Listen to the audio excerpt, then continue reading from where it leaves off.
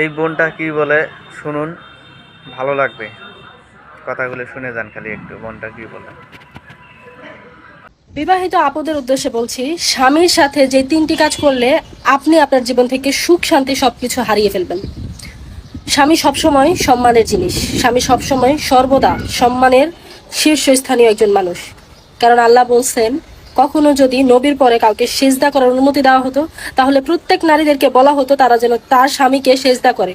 কিন্তু ইসলামে এটা কখনোই জায়েজ ছিল না, এর জন্য এই অনুমতিটা আমাদের নবীজি দিয়ে যেতে পারে নাই।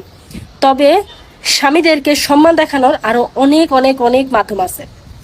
যাই হোক, আমি কথা সেটা বলতে চাচ্ছি না। আমি যেটা বলতে চাচ্ছি, যে তিনটি কাজ করলে আপনি আপনার জীবন থেকে সব সুখ শান্তি হারাই ফেলবেন। স্বামীকে যারা সম্মান করতে পারে না, যারা ভালোবাসতে পারে না, তারা জীবনে কখনোই সুখী হয় না। প্রথম কাজটা হচ্ছে সেটা হচ্ছে কখনোই রাগের মাথায় ঝগড়াঝাটি যত যাই হোক না কেন, স্বামীকে তুই তোকারি করবেন না, গালি দিবেন না।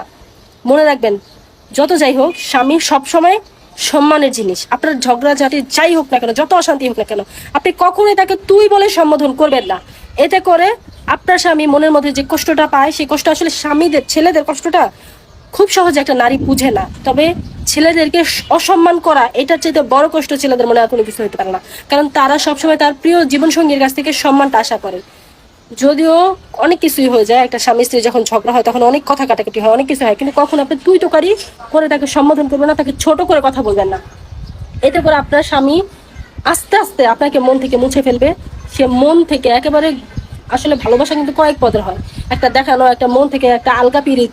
আলগা পিরিতে যাবেন না। মন থেকে যদি ভালোবাসা পেতে চান স্বামী, তাহলে কখনোই তাকে তুই তোকারি করে সম্বোধন করবে না। দুই নাম্বার হচ্ছে, যত কিছুই হোক, তার বাপ মা 14 গোষ্ঠী ভাই বোন যাই হোক না কেন, তাদের বিরুদ্ধে যে কখনোই উল্টাপাল্টা কথা বলবেন না আপনার স্বামীর কাছে।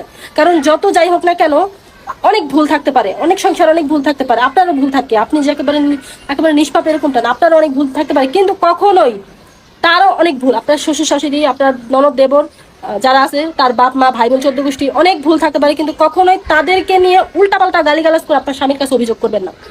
মনে রাখবেন, আপনি আপনার জায়গা থেকে যদি সলিড থাকেন, আপনি যদি আপনার শ্বশুর শাশুড়ি, আপনার ননদ ননাস তাদেরকে অসম্মান না করেন, আপনার স্বামী ঘুরে ফিরে আপনার হতে বাধ্য, আপনার হয়ে কথা বলতে বাধ্য।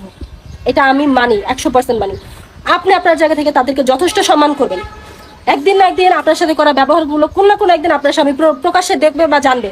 সেদিন হয়তো প্রতিবাদ করবে, কিন্তু আপনি ততদিন অপেক্ষা করেন, কারণ ধৈর্যের ফল মিষ্টি হয়। আর 3 নাম্বার যেটা হচ্ছে, যে কথাটা হচ্ছে, সেটা হচ্ছে কখনোই বাবা মায়ের কুপরামর্শে স্বামীর সাথে খারাপ ব্যবহার করবেন না। মানে আমি বুঝাইতে চাইতেছি,